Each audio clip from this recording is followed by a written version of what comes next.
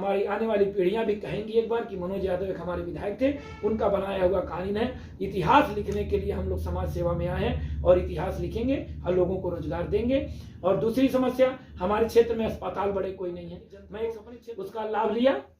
कभी इन लोगों ने मंदिर मस्जिद पे, कभी ये काशी विश्वनाथ अयोध्या मंदिर और फिर मथुरा मंदिर की बात करेंगे।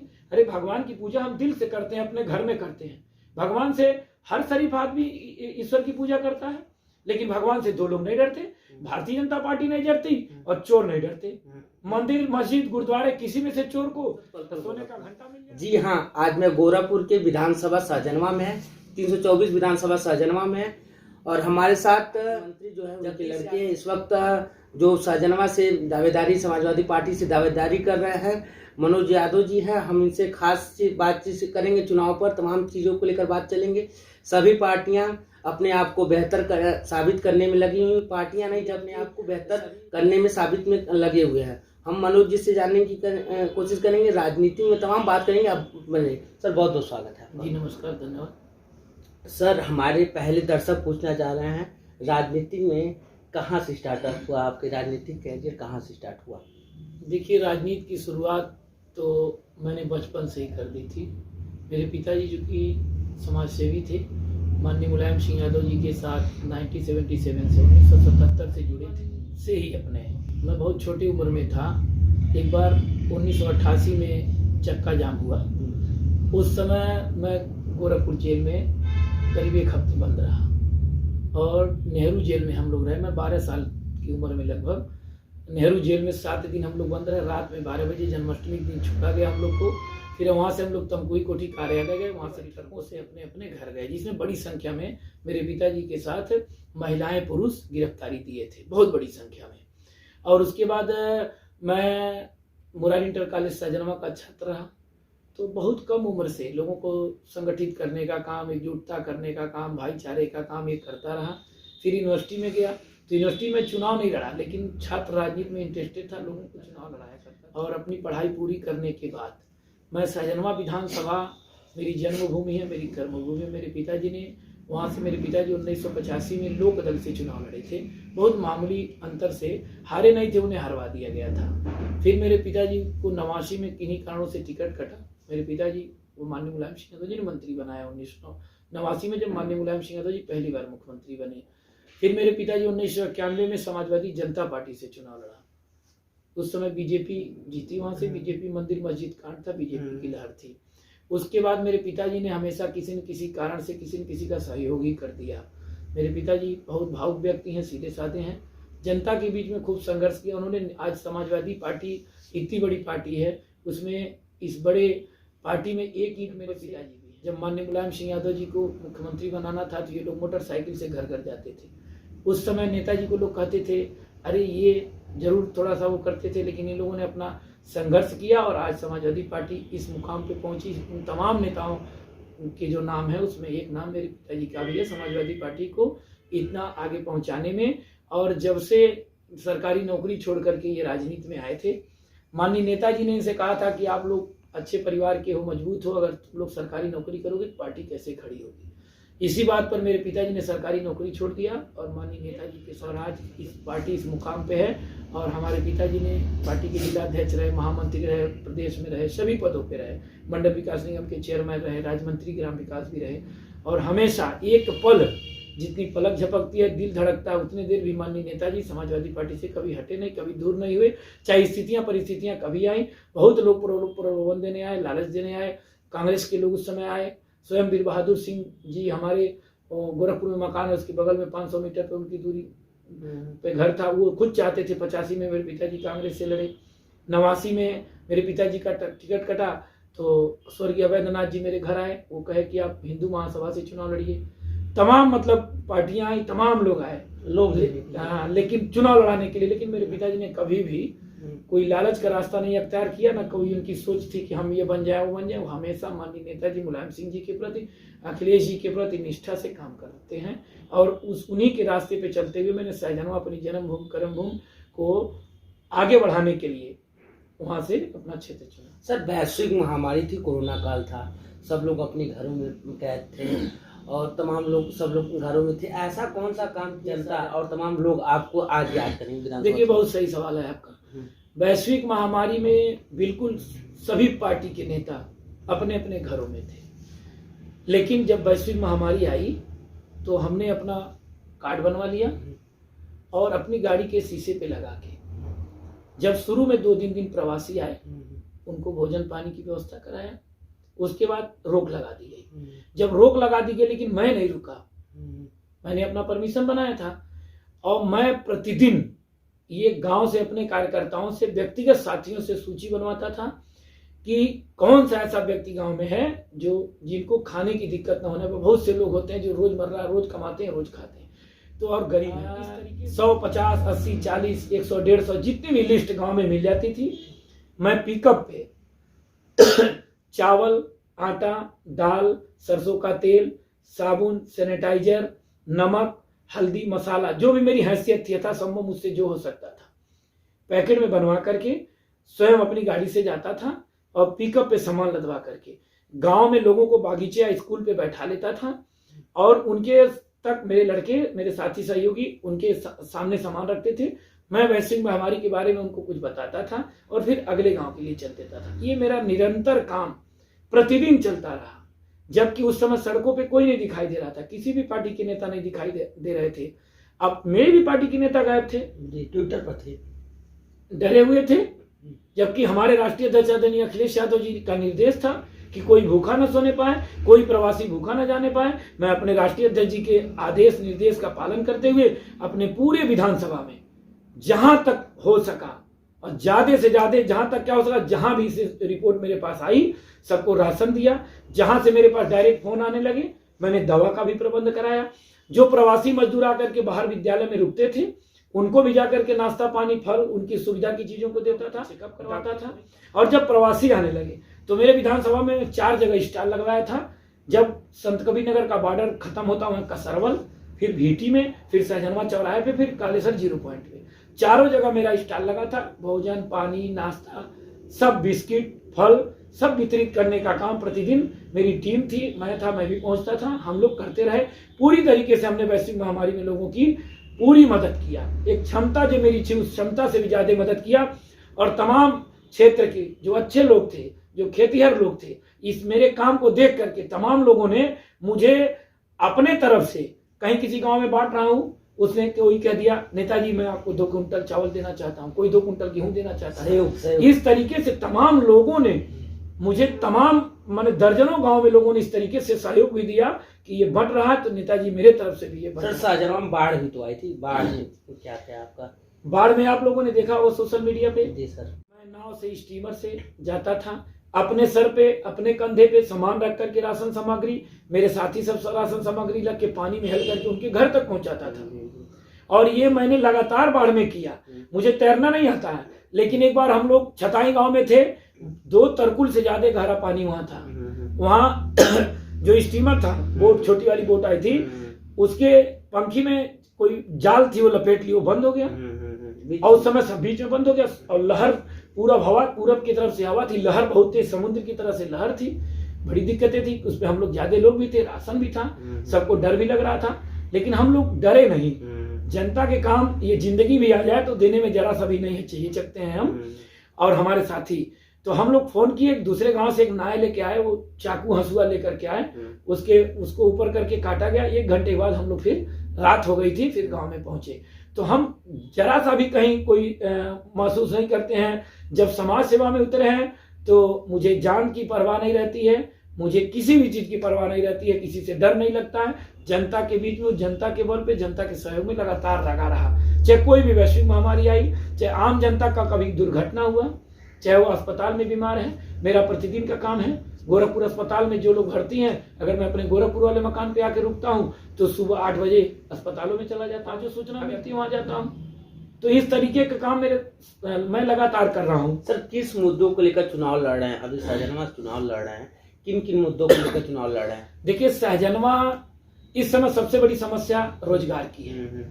जबकि हम पहले से बात उठा रहे हैं, तमाम हमारी बात की लोग नकल भी कर रहे हैं, जो प्रत्याशी आ रहे हैं अब बोल रहे हैं, लेकिन पहले इस बात को मैंने ही बोला कि अगर सहजनवा में 1500 से 2000 फैक्ट्रियां हैं यहाँ पे। तो सहजनवा के लोगों को रोजगार भी मिलना चाहिए। पूर्व के जितने जनप्रतिनिधि थे, विधायक थे, किसी ने ध्यान नहीं दिया। अगर वो ध्यान दिए होते तो हमारे क्षेत्र के बेरोजगारों नौजवानों को गुजरात, बंबई, महाराष्ट्र, कलकत्ता, बेंगलोर, बैंकॉक कहीं नहीं जाना पड़ता। मेरी पहला प्रयास मेरा होगा, मेरी प्राथमिकता है, मेरा लक्ष्य भी यही है कि अगर जनता हमें सदन तक पहुंचाती है तो सदन में पहुंचते ही मैं स्थानीय रोजगार नीति लागू करके 50% का स्थानीय रिजर्वेशन करूंगा कि 50% हमारे क्षेत्र के स्थानीय बेरोजगार नौजवानों को गीडा में रोजगार मिले और 50% में प्रवासी भाई हमारे रहें। जबकि जो प्रवासी नौकरी कर रहे हैं बाहर के लोगों, 7,000, 6,000, 5,000 गीडा के फैक्ट्री मालिक उनको मनमानी तरीके से तनख्वाह दे रहे हैं और 12 घंटा काम ले रहे हैं। जब स्थानीय रोजगार नीति लागू होगी तो जो हमारे स्थानीय लोगों को सैलरी मिलेगी, स्थानीय लोगों को रोजगार में जो सैलरी मिलेगी, 8 घंटे के काम का उनको जो वेतन 15 से 20,000 रुपया मिलेगा, इसका फायदा प्रवासियों को भी मिलेगा। और ये निश्चित तौर पर मैं इसको लागू करूंगा, चाहे इसके लिए मुझे कुछ भी करना पड़े, और स्थानीय रोजगार नीति लागू करके 50% का स्थानीय रिजर्वेशन करूंगा ताकि हमारे क्षेत्र के नौजवानों बेरोजगारों को नौकरी मिले। और जिस दिन ये कानून मैं लागू करा ले गया, अपने आप को एक सफल और एक अच्छा व्यक्ति समझूंगा और जुगों जुगों तक ये कानून रहेगा। हम आप मनुष्य के जीवन में है, कल 100 साल नहीं जिएंगे, लेकिन ये कानून जिंदा रहेगा और हमारी आने वाली पीढ़ियां भी कहेंगी एक बार कि मनोज यादव एक हमारे विधायक थे, उनका बनाया हुआ कानून है। इतिहास लिखने के लिए हम लोग समाज सेवा में आए हैं और इतिहास लिखेंगे और लोगों को रोजगार देंगे। और दूसरी समस्या, हमारे क्षेत्र में अस्पताल बड़े कोई नहीं है। मैं एक अपने क्षेत्र में बड़ा अस्पताल बनाऊंगा जिसमें जो भी प्राथमिक जांच है, यूरिन की जांच हो, ब्लड की जांच हो, अल्ट्रासाउंड हो, सिटी स्कैन हो, इस तरीके जितनी भी जांचें हैं ये सब वहाँ प्राथमिकता तौर पर वहाँ हो जाए, अच्छे डॉक्टर हो। और हम अपने गांव के बच्चों को अच्छे से अच्छे शिक्षा, कैसे बेहतर शिक्षा दे सकें, प्राइमरी स्कूलों को कैसे हम सुसज्जित करें, कैसे अच्छे बच्चों को अच्छे से उनको सिखाएं। जैसे शहर के इंग्लिश मीडियम स्कूल हैं, जैसे उन सबों का यूनिफॉर्म है, बच्चों की पढ़ाई लिखाई, उस पैटर्न पर हम गांव के प्राइमरी स्कूलों को लाने का काम करेंगे। और जो सड़कें हैं, जो भारतीय जनता पार्टी की सरकार ने, भारतीय जनता पार्टी बात है, भारतीय जनता पार्टी कह रही थी कि गड्ढा सहजनवा की सड़कें या खजनी या गोरखपुर के दक्षिणांचल की ओर बढ़े, तो कहीं ना कहीं रोड तमाम अभी भी गड्ढे मुक्त नहीं हुए हैं। देखिए, पूरी सड़कें गड्ढे युक्त हैं, मुक्त नहीं है। जब समाजवादी पार्टी की सरकार थी तो मैं आपको बता दूं, जो 4 लेन है, 4 लेन से हमारे क्षेत्र में कालेसर 0 पॉइंट, वहां से गोरखपुर शहर को जोड़ने का मामला हो, गोरखपुर से महाराजगंज को जोड़ने का मामला हो, गोरखपुर से देवरिया सलेमपुर को जोड़ने का मामला हो, ये सारी सड़कें आदरणीय अखिलेश यादव जी के समय में स्वीकृत थी। तब ये जब गोरखपुर महाराजगंज का मामला था तो यही जो वर्तमान में मुख्यमंत्री जी हैं योगी आदित्यनाथ जी उसका विरोध करते थे कि दुकानें गोरखनाथ की नहीं तोड़ी जाएंगी। जब हम मुख्यमंत्री हुए तो उन्होंने तोड़ा। तो तमाम इन लोग के इंसेफ्लाइटिस वाले में ये विरोध करते थे। ये जब एम्स बनने वाला था उसका विरोध कर रहे थे। ये सब चीज का विरोध कर रहे थे, लेकिन अखिलेश यादव जी ने गोरखपुर में मात्र 2012 में विधायक हुई थी, इसकी परवाह न करते हुए गोरखपुर में सड़कों का जाल बिछाया। नौकायन आज जहां सब लोग घूमने आते हैं, गोरखपुर मदन मोहन मालवीय इंजीनियरिंग कॉलेज को विश्वविद्यालय का दर्जा दिया। माननीय मुलायम सिंह यादव जी ने 100 बेड का अस्पताल दिया था, माननीय अखिलेश यादव जी ने 500 बेड का इंसेफ्लाइटिस अस्पताल दिया। सीवर लाइन का शिलान्यास अखिलेश यादव जी ने और माननीय अहमद हसन साहब ने किया था, उसका शुरुआत योगी जी नहीं कर पाए। और ये रोज अगर गोरखपुर में ये 5-6 फ्लाईओवर देते तो जाम की समस्या खत्म हो जाती। मेट्रो कहते समय बिता गए, 3 महीने चुनाव है, प्रधानमंत्री जी मेट्रो की बात कल आज के अखबार में हमने देखा है। इन्हें विकास से कुछ लेना देना नहीं, इन्हें मंदिर मस्जिद, हिंदू में दलित, बैकवर्ड फॉरवर्ड सबको लड़ाना। अभी देख रहे हैं गोरखपुर में 7 दिन में 7 हत्याएं हुई। क्या काम कर रही है पुलिस? हो नहीं रहा है गोरखपुर में। अब बताइए, मुख्यमंत्री का गृह जनपद गोरखपुर है, वहाँ लगातार क्राइम है कि हफ्ते में 7 क्राइम हुए हैं। पूरे प्रदेश में क्राइम है, गोरखपुर में इनके रहते हत्याएं हुई हैं। ये गोरखपुर में मौजूद थे उस समय हत्याएं हुई हैं। गोरखपुर पूरी तरीके से, पूरा उत्तर प्रदेश पूरी तरीके से गुंडा राज है, जंगल राज है। इसमें बस एक जाति के लोगों का बोलबाला है और वही जात तहसीलों में हर जगह पोस्ट हैं। टोटल चरम सीमा पे इनकी गुंडई है। आम जनता से इन्हें कुछ लेना देना नहीं। ये टोटल जनता समझ चुकी है। ये राशन पर राजनीति कर रहे हैं। जनता के ही टैक्स के पैसे का राशन है, झोले पर फोटो छपा करके जनता को राशन दे करके, ये जनता के ही टैक्स का राशन है। जनता ईमानदारी से टैक्स देती है। ये लोग आज 75 रुपए का राशन दे रहे हैं, जनता को 250 रुपए किलो सरसों का तेल बेच रहे हैं। ये लोग खाली सिलेंडर दे करके जनता को मजबूर कर दिए। 1000 का सिलेंडर आज 100 रुपए और महंगा हो गया, पेपर में मैंने देखा। पेट्रोल, डीजल, सरसों का तेल, रसोई गैस, खाद्यान्न की जितनी वस्तुएं हैं सब महंगी हो गई। जनता तक ये मोटरसाइकिल जो 40-50 हजार में मिलती थी वो भी 1 लाख की हो गई। कहां से जनता काम करेगी, कहां से अपनी लड़कियों की शादी करेगी? जनता तो बेकार हो चुकी। कृषि नीति से किसानों को इन्होंने बर्बाद कर दिया, 700 किसान मर गए। किसान वापस लिए उससे कोई, इन्हें 5 राज्य का चुनाव है। माननीय अखिलेश यादव जी ने पहले ही इस बात को 25 अक्टूबर को कहा था। उन्होंने ये व्यक्त किया था कि अगर ये चुनाव से पहले हो सकता है ये वापस लेना है। उनके तमाम सांसदों के बयान आ रहे हैं कि कानून बहुत अच्छा था और इसका पालन होगा। इसका मतलब ये चुनाव खत्म हो जाने के बाद संशोधन बिल ला करके फिर लोग कृषि कानून लगाएंगे, क्योंकि ये लोग अडानी अंबानी को निराश नहीं कर सकते। इस देश के अंदर जो उनके हजारों लाखों गोदाम बने वो क्या होंगे? ये उनके आशीर्वाद से सरकार चल रही है।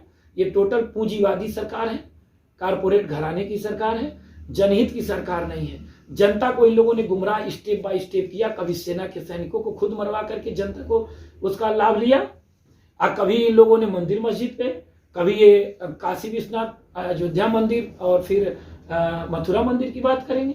अरे भगवान की पूजा हम दिल से करते हैं, अपने घर में करते हैं। भगवान से हर शरीफ आदमी ईश्वर की पूजा करता है, लेकिन भगवान से 2 लोग नहीं डरते। भारतीय जनता पार्टी नहीं डरती और चोर नहीं डरते। मंदिर मस्जिद गुरुद्वारे किसी में से चोर को सोने का घंटा मिल जाए, मंदिर की सोने की मूर्ति मिल जाए, मस्जिद में चांद मिल जाए सोने का, कोई सोने की वस्तु मिल जाए, गुरुद्वारे में कोई सोने का मिल जाए, चर्च में कोई सोने का सामान मिल जाए, हीरा का मिल जाए, महंगा सामान मिल जाए, अष्टधातु की मिल जाए, वो चुरा के भेज देंगे। उनको किसी से डर नहीं लगता। ये भगवान को चौराहे पे खड़ा करके वोट मांगते हैं, इनको डर नहीं लगता।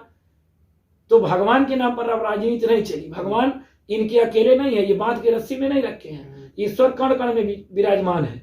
ईश्वर को हम अच्छा काम करेंगे तो हमको हर पत्ती में हर जगह मिलेगा ईश्वर। ये लोग का ये मंदिर मस्जिद हिंदू मुस्लिम का सब मामला खत्म हो गया। भाईचारे की राजनीति हो रही है। हर लोग अपने बच्चों को पढ़ाना चाहते हैं, रोजगार करना चाहते हैं, अपनी खेती गृहस्थी सही करना चाहते हैं, महंगाई कम चाहते हैं, गुंडागर्दी भ्रष्टाचार को खत्म करना चाहते हैं। ये जब सपा सरकार थी तो सब लोग कहते थे कि कहता है बस समाजवादी के यादव जी ही चाहे थाने पे हो या तहसील में हो या कहीं अन्य खाली पोस्टिंग वही होगी, क्या फिर होगी क्या? देखिए बिल्कुल गलत बात है। इस तरीके से इन लोगों ने जो हायर मीडिया इस तरीके से प्रचार कराया। माननीय मुख्यमंत्री जी न साधु थे न संत थे, सीधे महंत हो गए। जो साधु संत हो के महंत होता है वो तो धर्म की भी बात अच्छी तरीके से जानता है, और ये न साधु ये न संत डायरेक्ट हो गए महंत। और राजनीति में धर्म के नाम पर ये सांसद बन गए। अगर ये अकेले चुनाव लड़े धर्म का चोला हटा करके तो शायद किसी वार्ड से सभासद न हो गोरखपुर के। और ये तुलना करते हैं माननीय अखिलेश यादव जी की, माननीय मुलायम सिंह यादव जी की। माननीय मुलायम सिंह यादव राजनीति में सब लोग जानते हैं।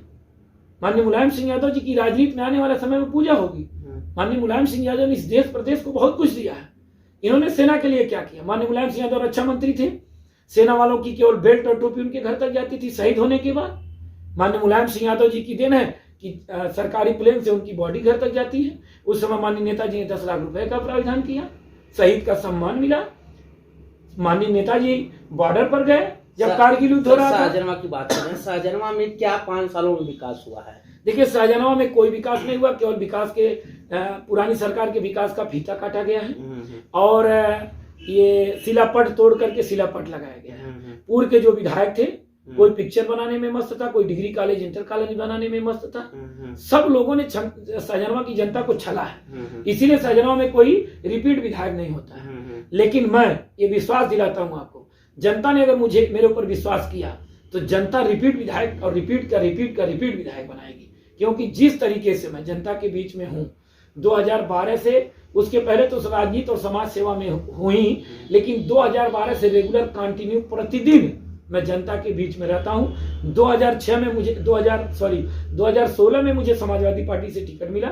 मैं 10-11 महीना प्रत्याशी रहा, मेरा टिकट कट गया, लेकिन प्रत्याशी के तौर पर ही मैं प्रतिदिन चलता हूं। आज जनता से, आप किसी गांव में आप स्वयं जाते होंगे, आपको इसको प्रत्यक्ष रूप से देखने को मिलता होगा कि जनता कह क्या रही, जनता के बीच में जाता क्या है, जाता कौन है।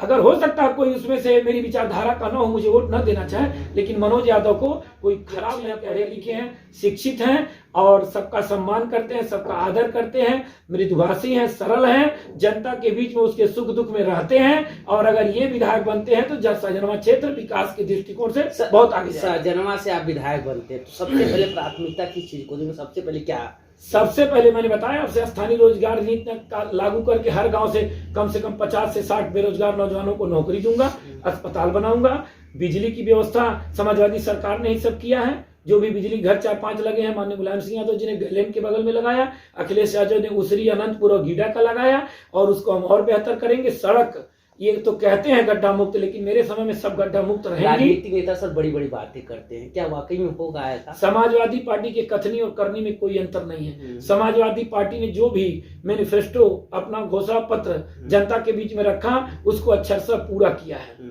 और जनता के बीच में वो चीजें हैं। भारतीय जनता पार्टी ने जो भी घोषणा पत्र अपना किया और जो भी वादा किया, एक भी वादा भारतीय जनता पार्टी पूरा नहीं कर पाई। और भारतीय जनता पार्टी हमेशा चरस की राजनीति करती है, जनता को गुमराह करती है और जनता गुमराह होने वाली नहीं है। अन्य खबरों के लिए आप बने हमारे साथ। मैं सत्यम सिंह, कैमरामैन के साथ। धन्यवाद।